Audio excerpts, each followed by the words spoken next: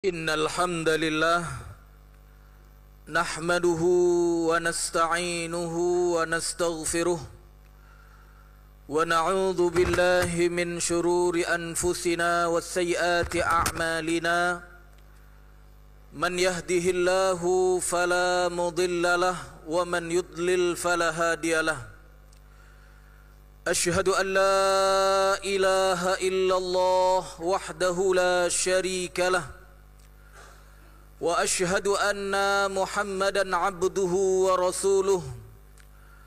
Allahumma fassalli wa sallim ala hadzal nabiyil karim wa ala alihi wa ashabihi wa man da'a bi da'watihi wa man ittaba'a sunnatahu ila yaumiddin.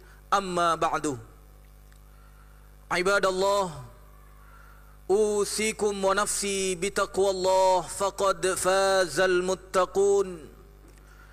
وقال الله تعالى في كتابه الكريم يا أيها الذين آمنوا اتقوا الله حق تقاته ولا تموتن إلا وأنتم مسلمون.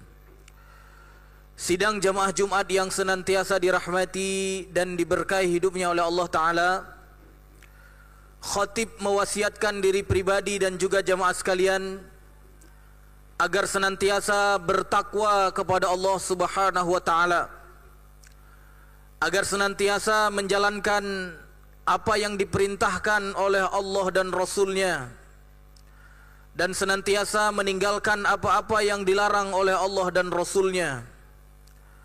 Dan mudah-mudahan hari yang mulia ini, melalui ibadah Jumat kita pada hari ini, mudah-mudahan menjadi salah satu wasilah untuk terjadinya peningkatan takwa kita di pekan ini. Dan mudah-mudahan semua kita yang hadir pada hari ini menjadi orang-orang yang diterima amal solehnya, diampuni dosa-dosanya, diridhoi dan dimasukkan ke dalam syurga nanti di hari akhirat. Amin ya rabbal alamin. Bagi laki-laki ada satu amanah yang diberikan oleh Allah Ta'ala, bukan satu-satunya memang, di antara amanah yang diembankan oleh Allah Ta'ala kepada laki-laki adalah anak. Baik itu anak perempuan maupun anak laki-laki. Karena nasab anak itu tersambung kepada ayah, tersambung kepada laki-laki. Oleh karena itu kita, para bapak-bapak atau calon bapak-bapak, harus mengetahui dan harus meyakini ketika dianugerahkan oleh Allah Ta'ala anak kepada kita, itu adalah amanah yang harus kita jaga. Apabila kita sia-siakan amanah itu, maka tentu kita akan menjadi orang yang merugi baik di dunia maupun di hari akhirat kelak. Namun ketika anak tersebut tidak kita sia-siakan, kita ikuti perintah Allah dan Rasulnya di dalam membimbing, di dalam mengasuh, di dalam menafkahi anak-anak kita, maka perbuatan tersebut akan menjadikan kita orang yang beruntung baik di dunia maupun di hari akhirat kelak. Maka jemaah yang dirahmati Allah, agar kita termasuk orang-orang yang tidak menyia-nyiakan amanah, khususnya anak yang diberikan kepada kita, baik itu laki-laki maupun perempuan. Yang pertama yang harus kita tunaikan kepada anak kita adalah kita memerintahkannya untuk mengerjakan solat. Karena solat adalah ibadah yang paling agung di sisi Allah Ta'ala. Bahkan di antara amal-amal yang begitu banyak disyariatkan oleh Allah dan Rasulnya, solatlah yang pertama kali nanti dihisab, yang pertama kali nanti ditanya oleh Allah Ta'ala. Apabila solatnya itu sempurna, maka akan menjadikan dia orang beruntung. Tapi tentunya apabila solat dia tidak sempurna, dia akan menjadi orang yang merugi.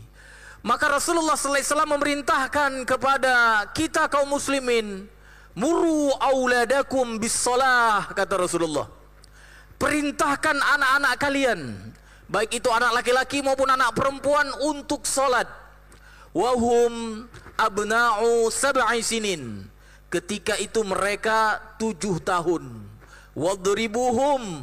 Wadribuhum 'alaiha wahum abna'u 10 sinin, dan pukul mereka, pukul anak-anak kita dengan pukulan yang mendidik apabila sudah 10 tahun dia tidak mau mengerjakan solat. Maka jemaah yang dirahmati Allah, kalau kita lihat hari ini ya di masjid, ya maghribkah itu, isyakah itu, apalagi subuh, yang hadir di masjid memang kita lihat adalah bapak-bapak pada umumnya. Ya lebih khusus lagi mungkin pensiunan. Kemana pemuda-pemuda? Kemana anak-anak kita khususnya yang sudah balik? Mungkin belum kita hitung yang 7 sampai 10. Yang sudah balik di antara anak-anak kita, di mana mereka? Maka mudah-mudahan ini menjadi perhatian kita sebagai orang tua, karena kita sebagai bapak akan ditanya nanti oleh Allah Ta'ala. Jangan sampai kita pergi mengerjakan ibadah, tapi anak kita dia tidak melakukan ibadah kepada Allah Ta'ala. Yang kedua, jemaah yang dirahmati Allah, apa yang harus kita sampaikan kepada anak kita sehingga kita tidak termasuk orang-orang yang menyia-nyiakan amanah. Yang kedua yang harus ditanamkan kepada anak kita adalah akidah yang benar. Jangan sampai anak kita tidak mengetahui ikatan antara dirinya dan Allah yang benar. Karena hari ini jemaah yang dirahmati Allah, begitu banyak akidah-akidah sesat yang menyebar di tengah kaum muslimin. Maka kita harus pastikan anak kita mempelajari dan meyakini akidah yang sesuai dengan yang diinginkan oleh Allah dan Rasulnya. Dan Rasulullah sallallahu alaihi wasallam sangat menekankan kepada anak-anak untuk memiliki akidah yang benar. Coba lihat bagaimana Rasulullah sallallahu alaihi wasallam membimbing atau mengarahkan Ibnu Abbas ketika itu yang masih kecil. Rasulullah sallallahu alaihi wasallam mengatakan kepada Ibnu Abbas, ya gulam, wahai anak kecil, ihfazillah yahfazka, ihfazillah tajidhu amamaka. Wahai Ibnu Abbas, wahai engkau yang masih kecil, jagalah Allah Ta'ala, maka Allah akan menjagamu. Yang disebutkan oleh para ulama maksudnya apa? Jagalah perintah-perintah Allah. Apa yang telah diwajibkan oleh Allah kepadamu, jaga, maka Allah akan jagamu. Dan apa yang dilarang oleh Allah dan Rasulnya, jaga. Artinya apa? Tinggalkan, maka Allah akan menjagamu. Dan juga kata Rasulullah sallallahu alaihi wasallam, kalau kamu menjaga Allah Ta'ala, kamu akan mendapati Allah senantiasa di hadapanmu. Dan kemudian kata Rasulullah sallallahu alaihi wasallam kepada Ibnu Abbas yang masih kecil ketika itu, wa idza sa'alta fas'alillah. Kalau engkau meminta, wahai anakku, wahai anak Ibnu Abbas ketika itu masih kecil, fas'alillah, mintalah kepada Allah. Ini adalah penanaman akidah yang benar. Kalau kamu minta, wahai anakku, mintalah kepada Allah. Pernahkah kita katakan kepada anak kita begitu ketika mereka mungkin minta sesuatu kepada kita? Pernahkah kita katakan, fas'alillah, mintalah kepada Allah? Atau sudahkah engkau minta kepada Allah sebelum meminta kepada aku? Kalau anak kita sudah mengetahui yang utama harus diminta kepada Allah, maka itu adalah aset terbaik kita, jemaah yang dirahmati Allah. Wa idza ista'anta, kata Rasulullah kepada Ibnu Abbas, kalau kamu minta perlindungan, fasta'in billah, mintalah perlindungan kepada Allah Ta'ala. Ini akidah. Ini akidah. Kalau kamu butuh perlindungan, kalau kamu takut kepada sesuatu, mintalah perlindungan kepada Allah. Kalau anak kita sudah mengedepankan perlindungan kepada Allah Ta'ala, itu adalah aset terbaik kita di masa yang akan datang. Dan kemudian ditanamkan kepada Ibnu Abbas ketika itu yang masih kecil apa? Wa'alam law annal ummata wa'alam law annal ummata ijtama'at ala an yanfa'uka bi syai'in lam yanfa'uka bi syai'in illa qad kataballahu laka. Rasulullah katakan kepada Ibnu Abbas yang masih kecil ketika itu, yang menurut kita mungkin ini pelajaran ini nanti kita sampaikan ketika dia sudah besar. Tapi lihat Rasulullah mengatakan ini ketika Ibnu Abbas masih kecil. Wahai anak kecil, seandainya semua umat, semua manusia, mereka berkumpul untuk kemudian memberikan manfaat kepadamu, untuk memberikan sesuatu yang kau sukai, maka mereka tidak bisa memberikan manfaat itu. Mereka tidak bisa memberikan sesuatu yang engkau sukai itu kecuali apa yang telah Allah tentukan atasmu. Subhanallah. Kalau anak kita sudah mengetahui itu, ini adalah aset termahal yang kita miliki di dunia ini. Dan kemudian Rasulullah katakan lagi, walau annal ummata ijtama'at ala ay yadhurruka bi syai'in lam yadhurruka bi syai'in illa qad kataballahu 'alaika. Kalau semua manusia berkumpul untuk memberikan mudarat, untuk menganiayamu, untuk membunuhmu, untuk mencelakaimu, ketahuilah mereka tidak bisa melakukan itu. Mereka tak mampu melakukan itu kalaupun mereka semua berkumpul, kecuali apa-apa yang telah ditentukan oleh Allah untukmu. Rufi'atil aqlam, kata Rasulullah, pena telah diangkat. Wajaffatis suhuf, tinta sudah kering. Artinya apa? Ketentuan Allah berlaku di dunia ini. Itulah yang kita sebut dengan iman kepada qada dan takdir, baik itu yang baik maupun yang buruk. Maka jamaah yang dirahmati Allah, jangan biarkan anak kita terikat dengan akidah yang salah. Pastikan anak kita, sehingga kita termasuk orang-orang yang menunaikan amanah, mereka memiliki akidah yang benar. Ajarkan akidah yang benar. Kalau tidak bisa mengajarkan sendiri, cari ustadz-ustadz yang memiliki akidah yang lurus. Jangan biarkan mereka terpengaruh oleh orang-orang yang sesat dan menyesatkan pada hari-hari yang kita lihat ini. Jamaah yang dirahmati Allah, yang ketiga, agar kita termasuk orang-orang yang menunaikan amanah, tidak termasuk orang-orang yang menyia-nyiakan amanah, apa yang harus kita sampaikan kepada anak kita. Yang ketiga, jangan pernah biarkan, jemaah yang dirahmati Allah, anak-anak kita terbiasa dengan akhlak yang buruk. Kita sedih hari ini melihat ada anak kecil yang makan dengan tangan kiri, ada anak kecil yang makan sambil berlari, tidak pernah mengucapkan salam kepada yang lebih besar atau yang lebih tua. Mereka akhlaknya buruk. Maka jangan biarkan, jemaah yang dirahmati Allah, karena bisa jadi itu adalah anak-anak kita yang kita tidak tahu. Mungkin di rumahnya baik, tapi ketika dia keluar, dia tidak menunjukkan akhlak yang menawan. Maka lihat apa yang dikatakan oleh Rasulullah kepada Umar bin Abi Salamah ketika itu, yang beliau masih kecil. Ya gulam, ya gulam. Yang ketika itu Umar bin Abi Salamah ketika mau mengambil makanan, dia tidak mengedepankan atau tidak menggunakan adab-adab yang diajarkan oleh Al-Quran dan Sunnah Nabi. Maka Rasulullah katakan kepada Umar bin Abi Salamah ketika itu yang masa kecil, ya gulam, sammillah, sammillah, wa kul bi yaminik, wa kul mimma yalik. Coba lihat, Rasulullah memperhatikan akhlak anak yang masih kecil ketika itu.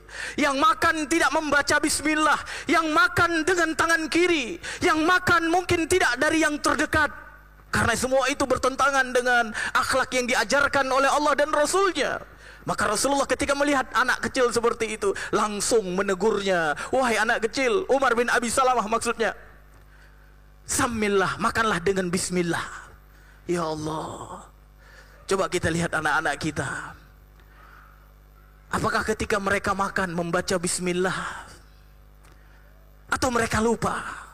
Maka ketika kita melihat seperti itu, ajarkan, jemaah yang dirahmati Allah, ajarkan, jangan biarkan. Wa kul bi yaminik, dan makan dengan tangan kananmu.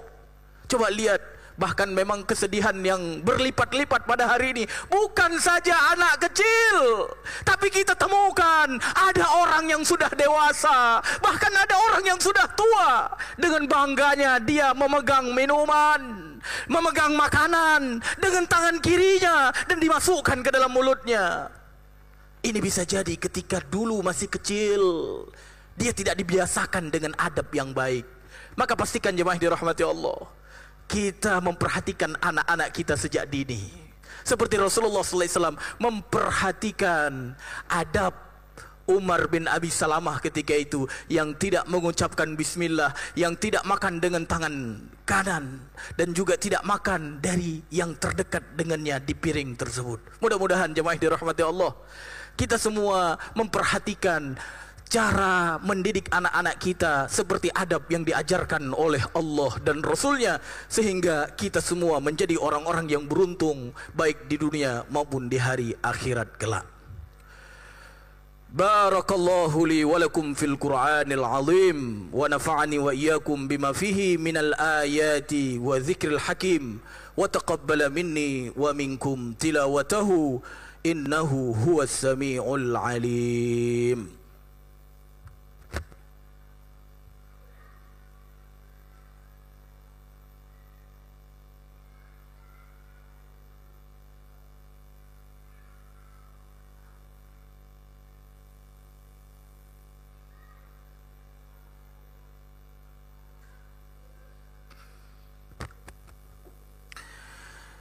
Alhamdulillah Rabbil Alamin wa bihi nasta'in ala umurid dunya waddin, wassalatu wassalamu ala ashrafil anbiya'i wal mursalin wa ala alihi wa ashabihi ajma'in. Ibadallah, ittaqullaha haqqa tuqatih ولا تموتن إلا وأنتم مسلمون. Singkat di khutbah kedua jemaah dirahmati Allah, ketika Allah Subhanahu wa taala memerintahkan kita untuk menjaga diri kita dan juga keluarga kita dari api neraka. Ya ayyuhalladzina amanu qu anfusakum wa ahlikum nara wa quduhan nas wal hijarah, kata Allah. Ketika Allah memerintahkan ini, wahai orang-orang yang beriman, jagalah dirimu dan keluargamu dari api neraka. Yang api neraka itu bahan bakarnya dari batu dan manusia. Ini adalah untuk kebahagiaan kita jemaah yang dirahmati Allah. Bukan untuk membebani kita, tidak. Tapi ini untuk kebahagiaan kita, baik di dunia maupun di hari akhirat kelak. Maka pastikan jaga anggota keluarga kita. Jaga bapak menjaga anak, anak pun harus menjaga orang tuanya. Jangan sampai kalian wahai anak-anakku membuat bapak kalian, membuat ibu kalian dimasukkan ke dalam neraka gara-gara kalian. Kalian juga diperintahkan, karena bapak adalah keluarga kalian, ibu adalah keluarga kalian. Wahai anak-anakku, ketika ibu bapakmu memerintahkan sesuatu yang tidak bertentangan dengan ketentuan Allah dan Rasul, taati, sehingga nanti kita semua sebagai orang tua dan anak-anak dimasukkan ke dalam surga bersama-sama.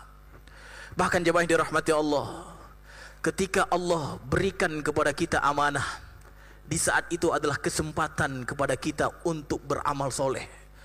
Karena berapapun yang kita berikan kepada keluarga kita, ketika kita niatkan untuk mendapatkan ganjaran dari Allah, maka semua yang kita berikan itu akan bernilai sedekah di hadapan Allah Ta'ala. Jadi anak yang diamanahkan kepada kita itu adalah salah satu kesempatan untuk mengumpulkan ganjaran di sisi Allah Ta'ala.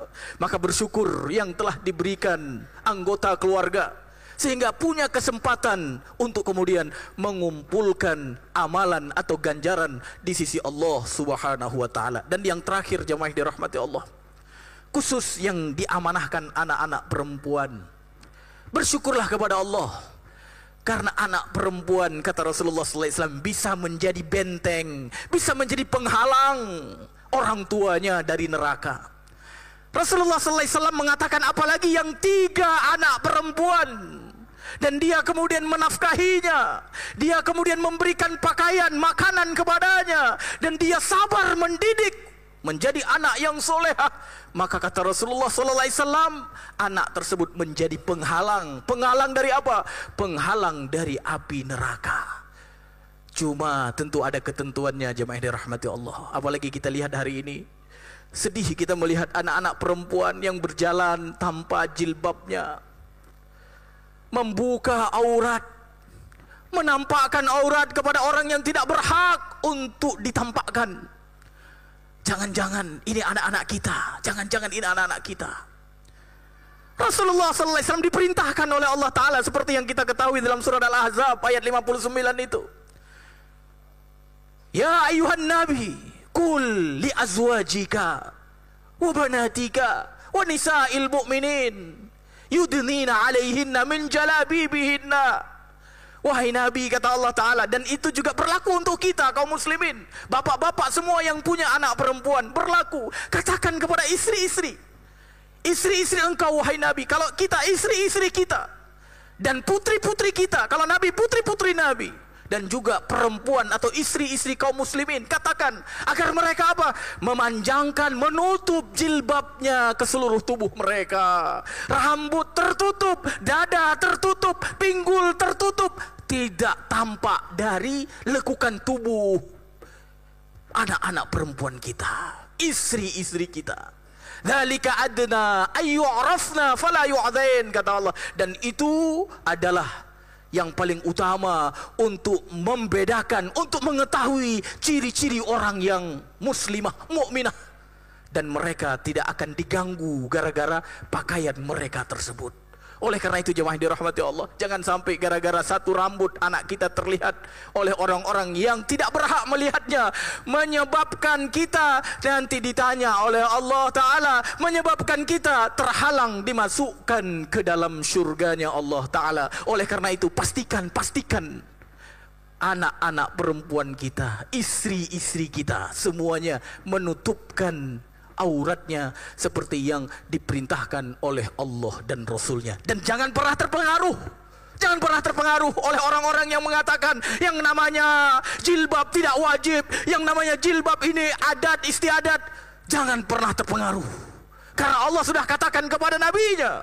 Berarti apa? Itu berlaku juga untuk kita kaum muslimin, itu berlaku juga untuk kita kaum muslimin. Mungkin ini yang dapat khatib sampaikan. Banyak adab-adab di dalam terbiyatul aulad, mendidik anak biar menjadi anak-anak yang soleh dan solehah, tapi tidak mungkin disampaikan pada kesempatan ini. Mudah-mudahan kita semua diberikan taufik oleh Allah Ta'ala di dalam mendidik anak kita sesuai dengan yang diperintahkan oleh Allah dan Rasulnya. Dan mudah-mudahan anak-anak kita semua menjadi anak-anak yang soleh dan solehah, yang menjadi investasi terbesar kita di kehidupan yang akan datang.